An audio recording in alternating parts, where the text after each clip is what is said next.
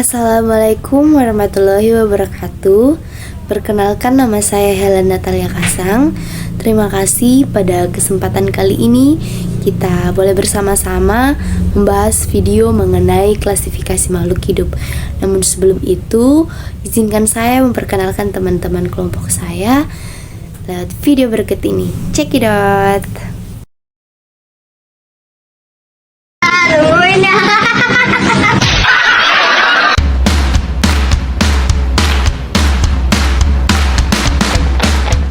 Perkenalkan, nama saya Dewa Alfata. Saya Priani. Nama saya Muhammad Ali. Saya Muhammad Zulkifli. Saya Pian Abdullah. Nama saya Muhammad Nurfadli. Nah, itu dia tadi perkenalan singkat dari kelompok kami. Dan tanpa berlama-lama lagi, kita langsung saja mulai materinya. Halo, perkenalkan, nama saya Helen. Di sini saya akan menjelaskan mengenai klasifikasi makhluk hidup. Jadi dalam pembahasan kali ini kita akan membahas mengenai 4 subbab, yaitu hierarki taksonomi, sejarah dan fungsi sistematik, kemudian ada klasifikasi hewan dan klasifikasi tumbuhan dan data nama tumbuhan. Langsung saja yang pertama, yaitu hierarki taksonomi. Jadi dalam pengklasifikasian makhluk hidup terdapat beberapa istilah yang sangat dekat, yaitu taksonomi dan sistematika. Jadi taksonomi itu berasal dari kata Yunani, yaitu taksis atau peraturan, dan nomos atau hukum. Dan istilah ini disusunkan oleh De Candolle pada tahun 1813 pada teori klasifikasi tumbuhan. Nah, dalam penggunaannya kedua istilah tersebut dipakai berganti-ganti di bidang klasifikasi hewan maupun tumbuhan. Jadi sistematika sendiri berasal dari kata Latin, yaitu sistema atau susunan, yang dipergunakan dalam sistem klasifikasi hewan yang lebih dikembangkan oleh naturalis bangsa Swedia, yakni Carolus Linnaeus pada tahun 1707 sampai 1778 dalam bukunya yang berjudul Systema Naturae pada tahun 1735. Sistematika disusun oleh ilmu dasar, yaitu morfologi, fisiologi, ekologi, dan genetika. Sistematika merupakan perpaduan dari beberapa ilmu pengetahuan, baik teknologi maupun metode, dan dalam hal ini dipakai secara khusus di bidang klasifikasi. Telah diketahui lebih dari 1 juta jenis spesies, bahkan mungkin lebih dari 2 juta spesies bila sampai pada tingkat subspesies. Linnaeus sendiri mengemukakan hierarki kategori-kategori taksonomis yang mengatakan bahwa di dalam dunia binatang hanya ada 5 kategori, yaitu klasis, ordo, genus, spesies, dan varietas. Ketika pengetahuan tentang hewan bertambah dan juga jumlahnya, maka diperlukan pembagian yang lebih teliti. Di antaranya terdapat 2 kategori baru yang dapat diterima secara umum, yaitu familia yang terletak di antara genus dan ordo, dan phylum yang terletak antara klasis dan kingdom. Kategori-kategori tertentu yang juga mempunyai akhiran-akhiran standar tertentu, yaitu superfamilia atau Oidea, subfamilia Inae, familia Idea, dan pada umumnya kategori-kategori yang adalah kingdom subordo, phylum superfamilia, subphylum familia, superklasis subfamilia, klasis tribe, subklasis genus, short subgenus, superordo spesies, dan ordo superspesies. Kemudian sejarah dan fungsi sistematik. Jadi sejarah taksonomi itu yang pertama kali ditemukan oleh Aristoteles, yakni ahli filosofi Yunani pertama yang mengklasifikasikan makhluk hidup, di mana klasifikasi yang dilakukannya masih digunakan sampai saat ini, seperti penggunaan kata vertebrata dan avertebrata, yang dulu disebutnya sebagai hewan yang memiliki darah dan hewan tanpa darah. Kemudian ia juga membagi hewan yang melahirkan dan hewan yang bertelur. Dia juga membagi hewan ke dalam kelompok-kelompok besar seperti serangga, burung, dan ikan paus. Aristoteles ini kemudian disebut sebagai father of biology. Yang kedua ada Theophrastus. Dia adalah seorang murid dari Aristoteles yang menulis klasifikasi semua tumbuhan yang diketahui, yaitu The Historia Plantarum, yang berisi 480 spesies. Klasifikasinya berdasarkan bentuk tubuh. Beberapa genus tumbuhan seperti Narcissus, Crocus, dan Cronus masih digunakan karena nama tersebut diterima oleh Carolus Linnaeus. The Historia Plantarum digunakan dengan tujuan taksonomis hingga abad pertengahan Eropa. Baik, perkenalkan, nama saya Dewa Alkota dan saya sini akan melanjutkan materi dari Saudari Helen, yaitu sejarah dan fungsi sistematik. Yang ketiga itu adalah seorang dokter dari Yunani yang bernama Dioscorides yang menulis tentang De Materia Medis yang berisi sekitar 600 spesies tumbuhan medis. De Materia Medis digunakan dalam bidang kedokteran hingga abad ke-16. Yang keempat itu ada Plinius. Plinius ini menulis banyak buku dan satu yang mencakup tentang taksonomi, yaitu Historia Naturalis, di mana dia mendeskripsikan banyak tumbuhan dan memberinya nama Latin. Beberapa di antaranya masih digunakan hingga saat ini, seperti Populus alba dan Populus nigra. Karena nama Latin terus digunakan dalam ilmu botani, maka beliau dapat disebut sebagai the father of botany Latin. Selanjutnya itu adalah fungsi taksonomi. Yang pertama itu adalah mengetahui kekerabatan antar makhluk hidup. Yang kedua, mengelompokkan makhluk hidup berdasarkan ciri-ciri yang dimiliki. Ketiga, memberikan kemudahan dan memberikan nama makhluk hidup yang belum diketahui namanya atau belum mempunyai nama. Yang keempat itu, mengetahui perbedaan antara makhluk hidup melalui ciri-cirinya. Kelima itu mengetahui sebuah metode dan identifikasi yang tepat. Dan yang keenam, membuat keteraturan dan keharmonian dalam ilmu pengetahuan mengenai organisme, sehingga tercipta sistem yang sederhana dan dapat digunakan oleh orang lain. Yang ketujuh, atau yang terakhir, menghasilkan sistem klasifikasi yang terkait dan menyeluruh. Carolus Linnaeus, atau biasa kita sebut sebagai Bapak Taksonomi Modern, menyebutkan bahwa makhluk hidup harus diklasifikasikan mulai dari tingkat yang paling tinggi atau secara umum hingga ke tingkat yang rendah atau lebih spesifik. Yang ia sebutkan adalah mulai dari tingkat yang tinggi, yaitu kingdom, kedua phylum, ketiga kelas, keempat ordo, kelima familia, keenam genus, dan yang terakhir adalah spesies. Di sini saya akan mencoba menjelaskan tingkat klasifikasi makhluk hidup yang disebutkan tadi. Yang pertama itu adalah kingdom. Kingdom merupakan takson tertinggi karena kingdom memiliki jumlah takson yang lebih banyak dibandingkan takson tumbuhan lainnya.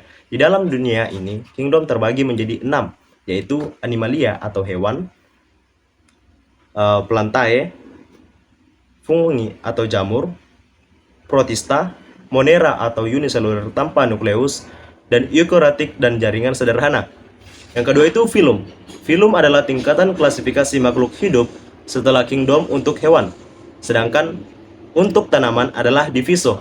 Dalam takson ini, pengklasifikasian digunakan berdasarkan ciri-ciri umum yang sama. Dan yang ketiga adalah kelas. Takson ini berada di bawah divisi dan di atas ordo.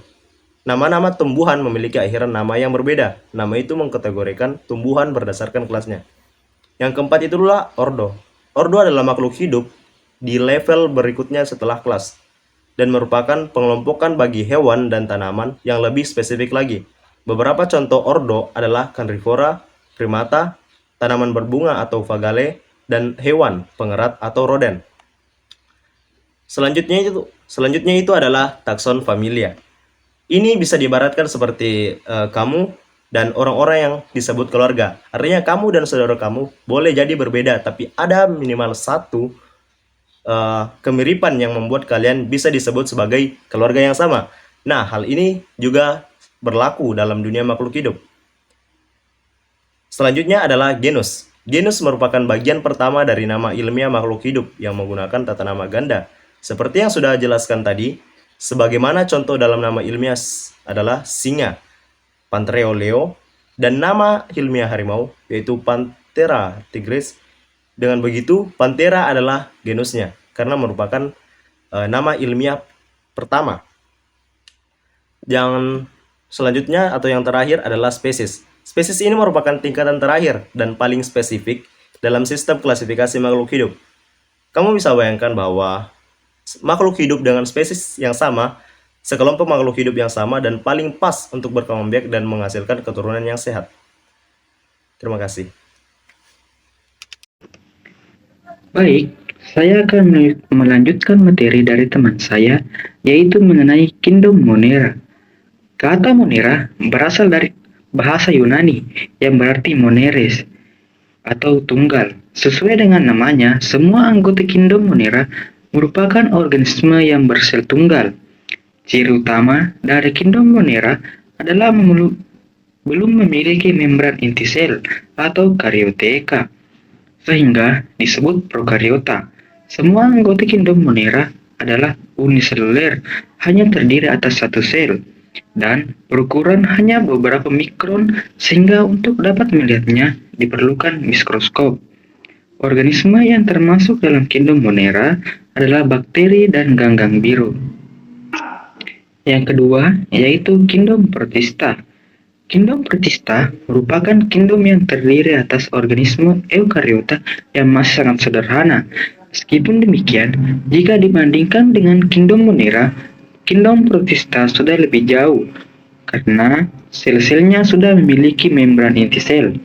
Protista berproduksi secara aseksual dengan cara pembelahan biner, sedangkan reproduksi seksual dengan cara isogami, anisogami, dan oogami. Adapun isogami merupakan perkawinan atau persatuan dua gamet motil atau dapat bergerak yang sama bentuk dan ukurannya. Sedangkan anisogami adalah perkawinan atau persatuan dua gamet motil yang berbeda bentuk dan ukuran. Gamet betinanya lebih besar dari gamet jantan. Adapun oogami adalah perkawinan antar gamet jantan yang motil dan gamet betina yang besar yang immotil atau tidak dapat bergerak. Yang ketiga yaitu jamur. Jamur dimasukkan dalam kelompok organisme eukariota karena sel-selnya sudah memiliki membran inti sel. Dinding sel jamur terbuat dari bahan kitin. Bentuk jamur mirip dengan tumbuhan, tetapi jamur tidak memiliki daun dan akar sejati. Selain itu, jamur tidak memiliki klorofil, sehingga tidak dapat melakukan fotosintesis seperti tumbuhan. Dengan demikian, jamur merupakan organisme heterotrof. Jamur ada yang hidup sebagai parasit, ada yang saprofit, ada yang bersimbiosis mutualisme dengan organisme lain, dan umumnya jamur dapat berkembang biak atau berproduksi secara seksual dan aseksual. Yang keempat yaitu Kingdom Plantae. Kingdom Plantae adalah semua organisme eukariota yang bersel banyak atau multiseluler dan memiliki dinding sel yang mengandung selulosa.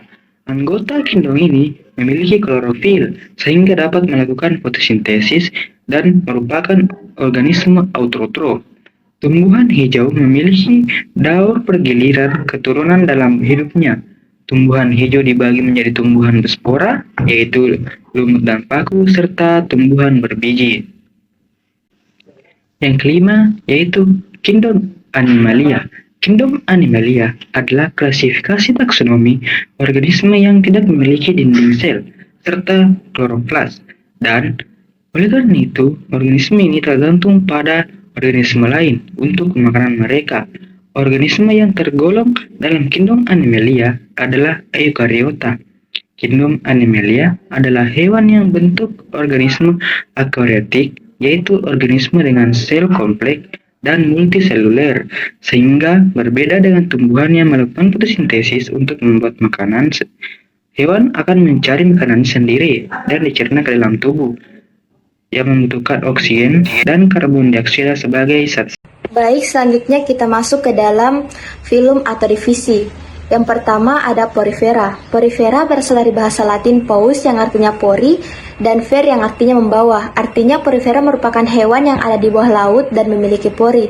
Nama kerennya itu spons karena tubuh porifera yang berpori-pori yang berfungsi menangkap makanannya yang berupa bakteri dan plankton. Molluska. Molluska berasal dari bahasa Latin molluscus yang berarti lunak. Itulah mengapa kriteria tubuh mollusca sebagai hewan invertebrata.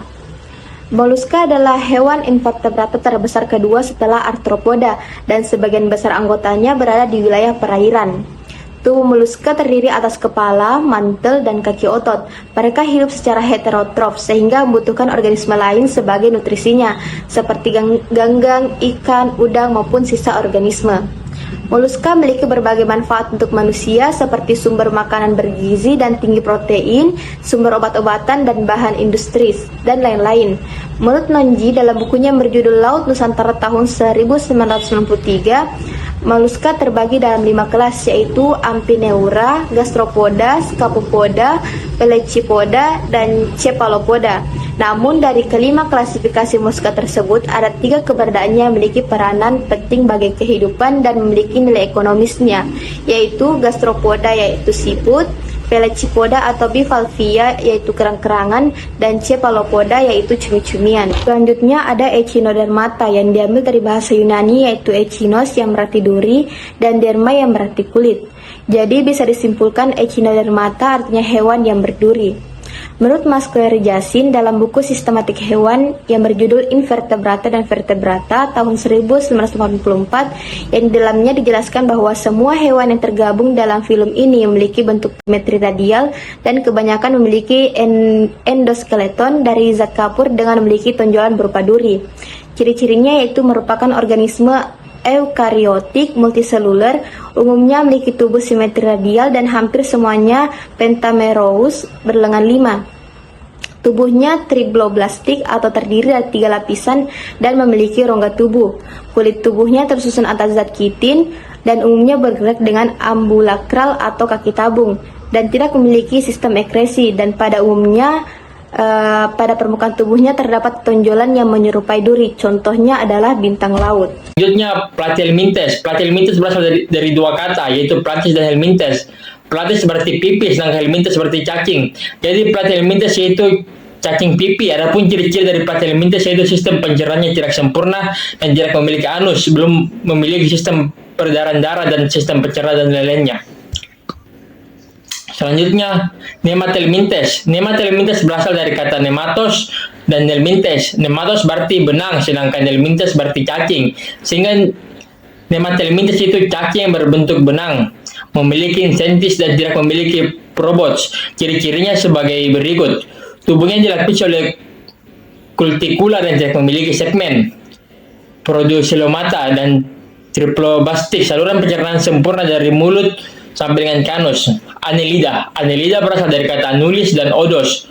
Anulus berarti gelang kecil atau cincin, sedangkan eidos berarti bentuk. Sehingga annelida merupakan cacing yang bentuknya beruas-ruas, menyerupai cincin atau gelang. Ciri-ciri adalah tubuhnya simetris, bilateral,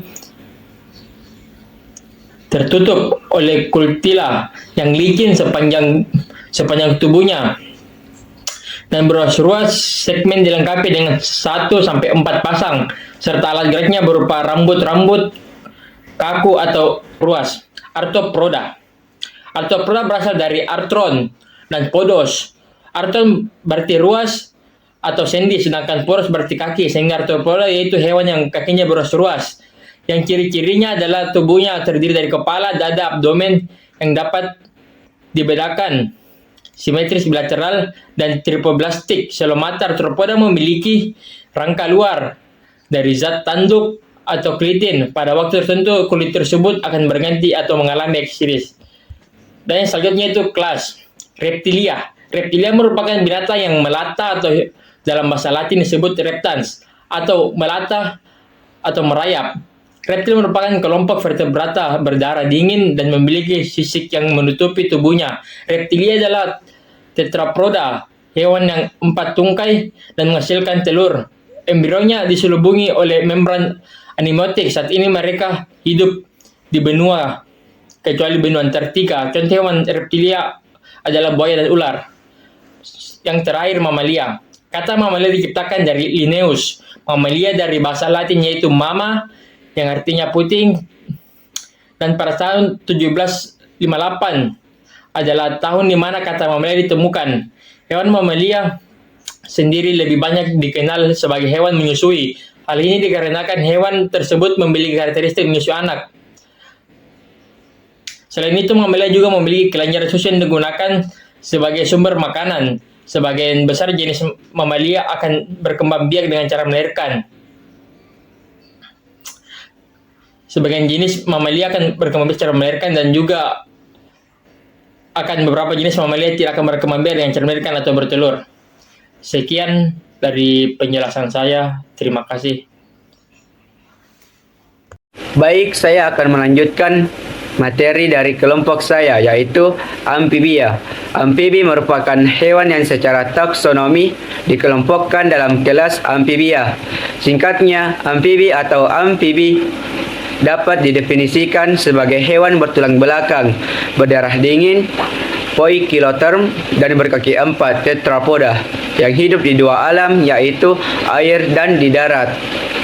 Kata amfibi sendiri berasal dari bahasa Yunani, yaitu amfi yang berarti ganda dan bios yang berarti hidup. Biasanya, amfibi ini sering diartikan sebagai hewan yang dapat hidup di dua alam, atau lebih tepatnya dapat hidup di air dan juga di darat. Selain itu, pada umumnya, hewan amfibi yang sudah dewasa bernapas menggunakan paru-paru atau bernapas melalui kulitnya yang basah. Contohnya seperti katak sawah dan salamander. Selanjutnya, ordo atau order. Herbivora merupakan istilah bagi hewan yang memakan tumbuhan atau lataboga dan tidak memakan daging. Herbivora terdiri dari dua kata, yaitu herba yang berasal dari bahasa Latin yang artinya tumbuh-tumbuhan, sedangkan fora berasal dari bahasa Latin yaitu forare, forar, yang memiliki arti untuk dimakan atau disantap. Sedangkan dalam pengertian lebih singkat, herbivora merupakan organisme yang memakan tumbuhan atau protein dari tumbuhan seperti kambing dan sapi. Karnivora dalam pengertian lebih umum, karnivora adalah hewan pemakan daging. Namun sejumlah besar dari mereka, terutama di antara beruang dan anggota keluarga rakun, juga banyak memakan tumbuh-tumbuhan, dan dengan demikian sebenarnya adalah omnivora. Selanjutnya, genus. Genus atau marga. Dari masing-masing takson famili dikelompokkan lagi menjadi beberapa genus berdasarkan persamaan ciri-ciri tertentu yang lebih khusus dibanding ciri pada familia. Kaidah penulisan nama, yaitu huruf besar pada kata pertama dan dicetak miring atau digaris bawahi. Sebagai contoh, famili Poaceae terdiri atas genus Phea yaitu jagung, Saccharum yaitu tebu, Triricum yaitu gandum, dan Oryza yaitu padi-padian. Selanjutnya, spesies. Spesies merupakan tingkatan takson paling dasar atau terendah dan mungkin paling banyak kita dengar sehari-hari. Anggota takson memiliki paling banyak persamaan ciri dan terdiri atas organisme yang bila melakukan perkawinan secara ilmiah dapat menghasilkan keturunan yang fertil atau subur. Nama spesies terdiri atas dua kata, yaitu kata pertama menunjukkan nama spesifiknya. Sebagai contoh, pada genus Rosa terdapat spesies Rosa multiflora, Rosa canina, Rosa alba, Rosa rugosa, dan Rosa dimalis. Sedangkan manusia dari genus Homo menjadi Homo sapiens. Selanjutnya, klasifikasi tumbuhan dan tata nama tumbuhan. Macam-macam klasifikasi. Yang pertama, klasifikasi sistem manfaat mengelompokkan tumbuhan berdasarkan atas kesamaan ciri yang ada manfaat dengan kehidupan manusia. Yang kedua, klasifikasi sistem habitus atau bentuk berdasarkan ciri-ciri yang mudah dilihat yang dapat diamati dengan mata telanjang, misalnya pohon sebagai tumbuhan yang tinggi, besar, dan berumur panjang. Yang ketiga, klasifikasi sistem alami, yaitu klasifikasi yang mencerminkan apa yang dikehendaki alam. Yang keempat, klasifikasi sistem buatan.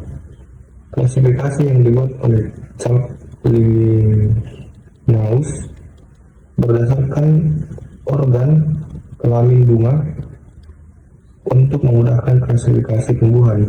Contohnya yang pertama itu kelas Monandris, yaitu benang sari 1, yang kedua kelas diandris yaitu benang sari 2 dan seterusnya, yang ketiga kelas didinamus yaitu benang sari penjenggol. Tata nama tumbuhan. Nama suatu spesies terdiri atas dua kata. Kata pertama merupakan penunjuk genus dan kata kedua merupakan penunjuk jenis.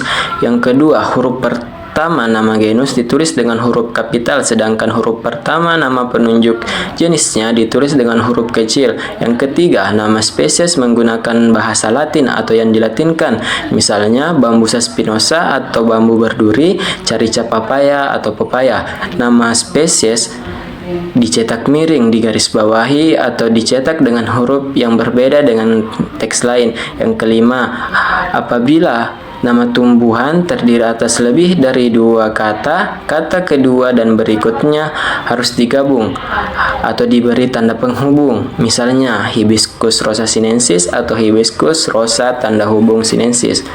Untuk tingkatan tata nama tumbuhan, yang pertama ada regnum atau kerajaan tumbuhan. Regnum disebut juga sebagai kingdom, yaitu tingkatan takson tertinggi dengan jumlah yang besar. Dalam taksonomi tumbuhan, nama kingdomnya disebut plantae. Untuk tingkatan divisio dibentuk berdasarkan ciri khas, nama deskriptif, ditambah akhiran pita kecuali divisi fungi yang berakhiran mikota.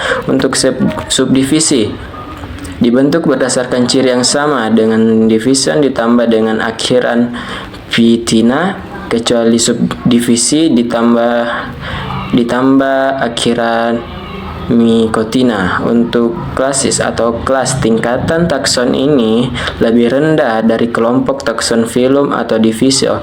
Artinya, apabila kelompok makhluk hidup dalam divisi atau filum memiliki ciri-ciri yang sama, maka dimasukkan dalam satu kelas, dibentuk dengan cara sama, ditambah akhiran Pisceae untuk alga, Mycetes untuk fungi, Opsida untuk Comapita, dan Edonae untuk tumbuhan berbiji tertutup. Untuk tingkatan ordo, pada tumbuhan, nama ordo pada umumnya diberi akhiran ales. Adapun pada tumbuhan contohnya, kelas Dicotylodenae mempunyai ordo Graminales atau bangsa rumput-rumputan dan Rosales untuk bangsa mawar-mawaran. Untuk subordo berdasarkan nama pangkel familia ditambah akhiran inae. Contoh Malvinae. Untuk bagian familia dibentuk dari pokok kata pada salah satu genus yang termasuk familia tadi ditambah akhiran Aceae. Contohnya Solanaceae keluarga kentang, Rosaceae keluarga mawar. Untuk subfamili dibentuk dari pokok kata pada salah satu genus yang termasuk dalam famili tadi ditambah akhiran Oideae. Contoh Rosaideae. Untuk bagian tingkatan genus, huruf pertama diawali dengan huruf kapital dan ditulis dengan miring atau ditulis tegak dengan di garis bawah. Contoh pada tumbuhan yaitu rosa, marga mawar, annona, marga sirsak dan srikaya, dan solanum untuk marga terung-terungan.